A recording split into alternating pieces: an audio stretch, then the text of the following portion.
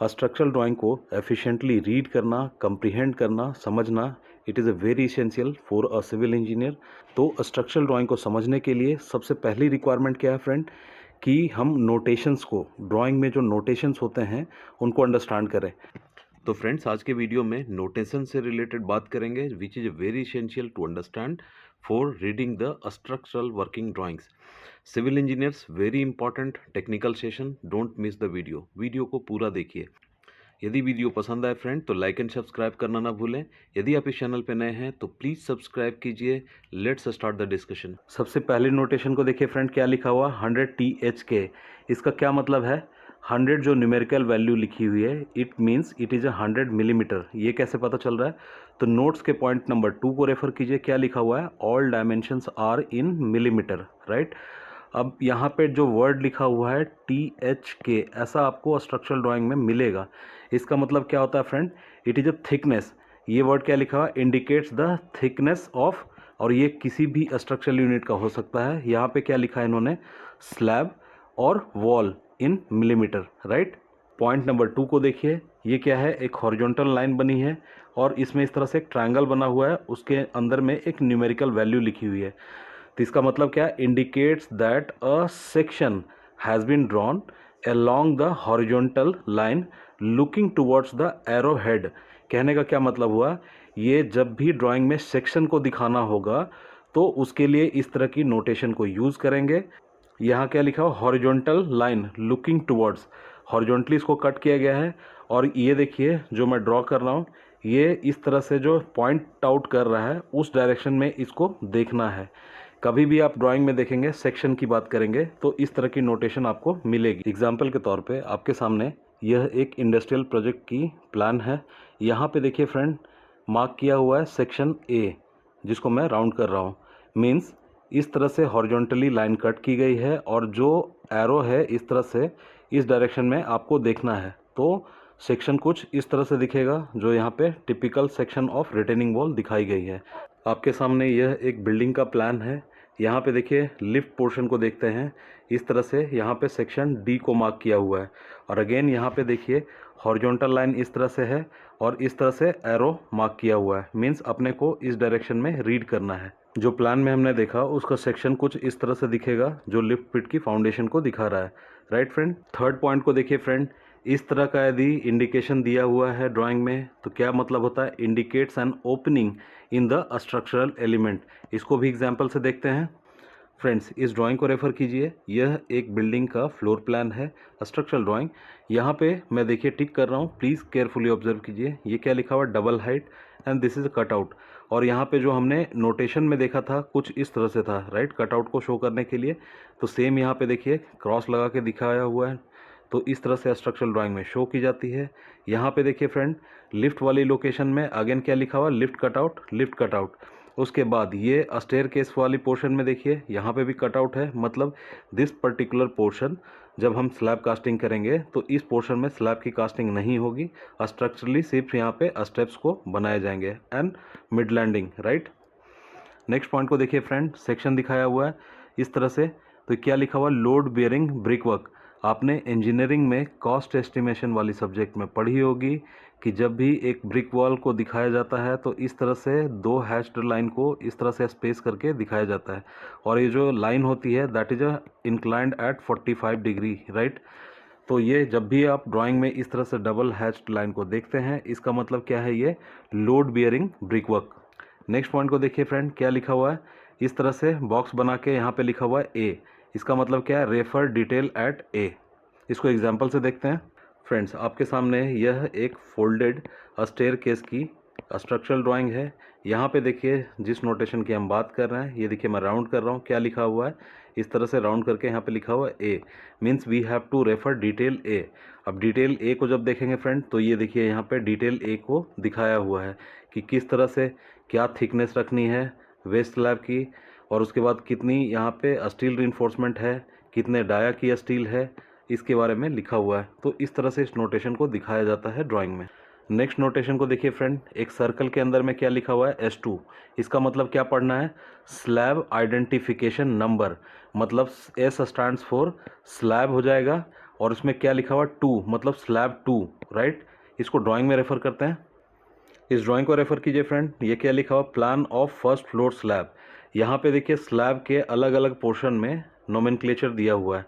अब एक एक करके अंडरस्टैंड करते हैं। यहाँ क्या लिखा हुआ है, 1S4, इसका मतलब 1 जो न्यूमेरिक वैल्यू है इसका मतलब है ये फर्स्ट फ्लोर की बात कर रहा है, राइट। और जो S4 है मीन्स स्लैब नंबर 4, मीन्स जब भी इसकी रीइंफोर्समेंट डिटेल को देखेंगे तो जो स्लैब 4 के करस्पॉन्डिंग रीइंफोर्समेंट डिटेल होगी उसको रेफर करना है, राइट। उसी तरह से रैंडमली किसी और स्लैब को देख लेते हैं फ्रेंड। यहाँ पे क्या लिखा हुआ है, 1S11, इसका मतलब 1 मीन्स क्या हो जाएगा, अगेन फर्स्ट फ्लोर, और S11 मीन्स स्लैब नंबर 11। इसकी डिटेल को अपने को रेफर करना है, राइट। नेक्स्ट यहाँ पे देखिए friend, very common but very important, लिखा हुआ है T8@150। T stands for friend, क्या लिखा हुआ है, टोर रिइंफोर्समेंट, राइट। और यहाँ पे रिइंफोर्समेंट को भी लिखने का तरीका क्या होता है, RF इस तरह से लिख दी जाती है ड्राइंग में। अब फ्रेंड टोर का क्या मतलब होता है, इसका मतलब होता है टोरिस्टेग स्टील कॉर्पोरेशन ऑफ लग्जमबर्ग। इसके बारे में किसी और वीडियो में डिटेल से बात करेंगे।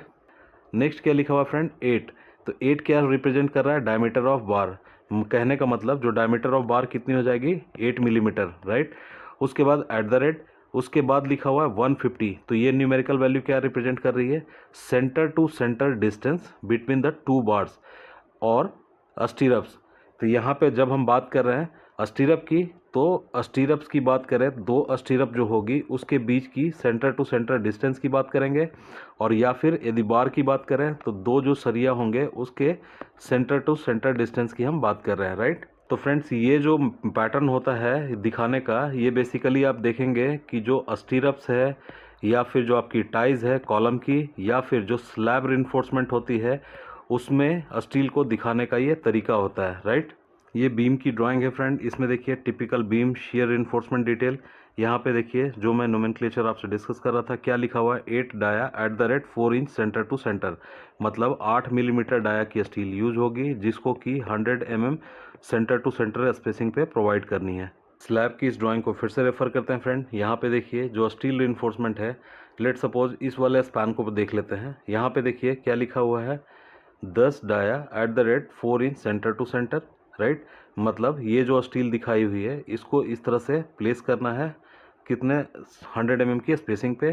फ्रेंड्स जिसको मैं मार्क कर रहा हूँ इसको ऑब्जर्व कीजिए, ये वाली स्टील को, इसकी डिटेल क्या लिखी हुई है इन्होंने, 10 डाया की स्टील है जिसको कि 6 इंच मतलब 150 मिलीमीटर के डिस्टेंस पे प्लेस करना है। और इसका स्पैन ये देखिए मैं एरो से मार्क कर दे रहा हूँ, इस स्पैन में इस पर्टिकुलर बीम के ऊपर में प्रोवाइड किया जाना है, राइट। फ्रेंड्स नेक्स्ट नोटेशन को देखिए which is very common but very important to understand. यहाँ पे क्या लिखा हुआ, 2-T16।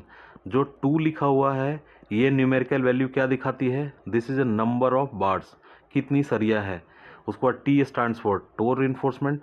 16 जो न्यूमेरिकल वैल्यू है ये क्या दिखाती है फ्रेंड, ये दिखाता है अगेन कि कितनी डायमीटर की स्टील को यूज़ किया गया है, राइट।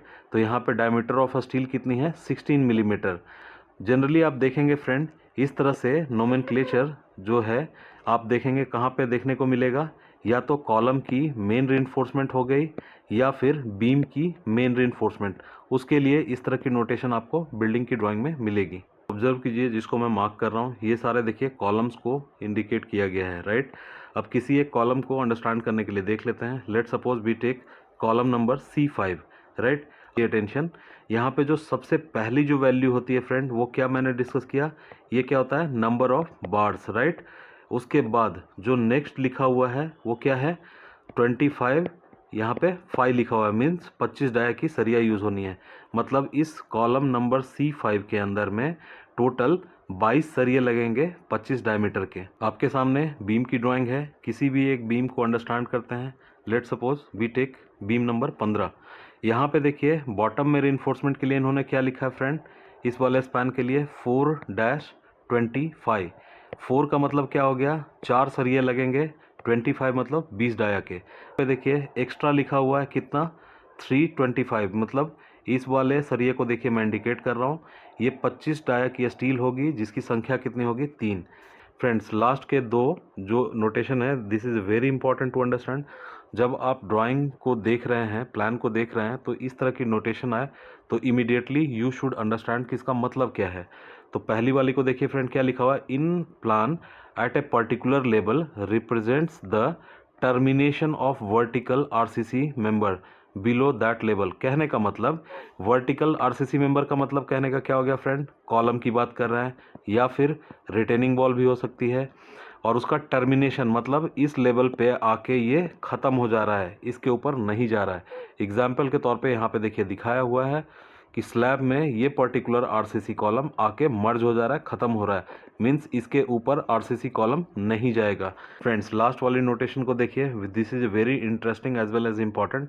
इसके पहले भी हमने नोटेशन में क्या देखा था, ये देखिए इस तरह से क्रॉस लगा हुआ है, मतलब इस तरह से रेक्टेंगुलर बॉक्स है और इसमें इस तरह से क्रॉस लगा हुआ है। इसका मतलब क्या है कि स्ट्रक्चरल यूनिट में ओपनिंग है, कटआउट है।